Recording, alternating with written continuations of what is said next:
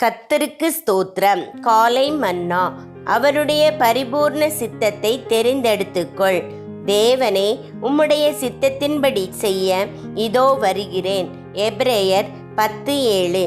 நாம் எந்த அளவுக்கு நம்மை தேவனுக்கு அர்ப்பணிக்கிறோமோ அந்த அளவிற்கே அவரிடத்திலிருந்து வழி நடத்துதலையும் பெற்றுக்கொள்வோம்.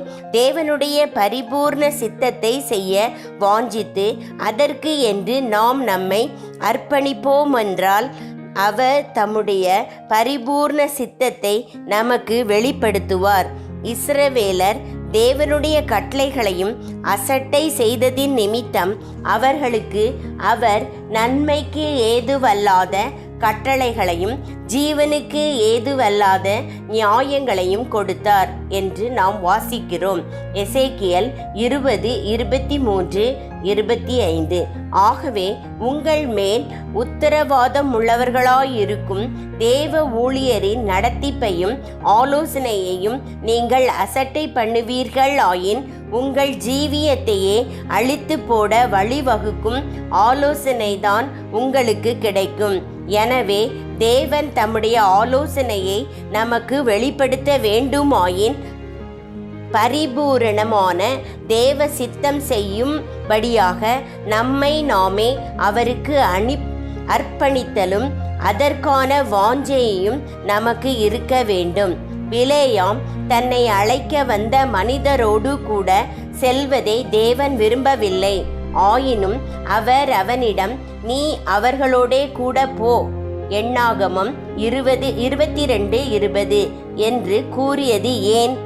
அவன் சென்றபோது அவனை கொல்லும்படி தூதனானவர் பட்டயத்தோடு வழியிலே நின்று கொண்டிருந்தார் என நாம் வாசிக்கிறோமே. பிலேயாமின் இருதயத்தை தேவன் அறிந்திருந்தார். தன் சுய சித்தம் செய்யும்படியாக அவன் ஏற்கனவே தன்னுடைய இருதயத்தின் ஆழத்தில் தீர்மானித்திருந்தான். மெய்யாகவே பிலேயாமை போல நாம் தேவ சித்தம் செய்ய விருப்பமற்றவர்களாய் இருந்து கொண்டு அதே சமயத்தில் அவருடைய சித்தத்தை அறிந்து கொள்ள வேண்டும் என்று ஜெபிக்கிறவர்களாகவும் இருக்கக்கூடும். கர்த்தர் பிலேயாமிடம் போ என்று கூறியபோது உன் விருப்பத்தின்படி செய்யும்படி நீ தொடர்ந்து போ என்னும் பொருள்படவே அவ்விதம் கூறினார்.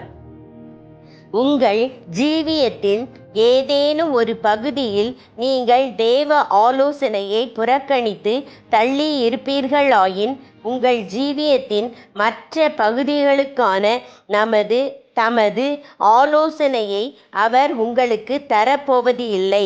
நேற்றைய தினம் ஒருவேளை ஒரு ஆலோசனையின் வார்த்தையையும் நடத்திப்பையும் தேவன் உங்களுக்கு கொடுத்திருந்தும் நீங்கள் அவற்றிற்கு கீழ்ப்படியாமல் இருந்திருக்க கூடும்.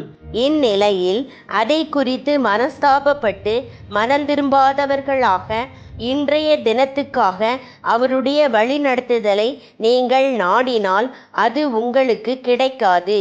நேற்று அவ்விஷயத்தில் நீர் கூறிய ஆலோசனையின்படி செய்ய எனக்கு விருப்பம் இருக்கவில்லை.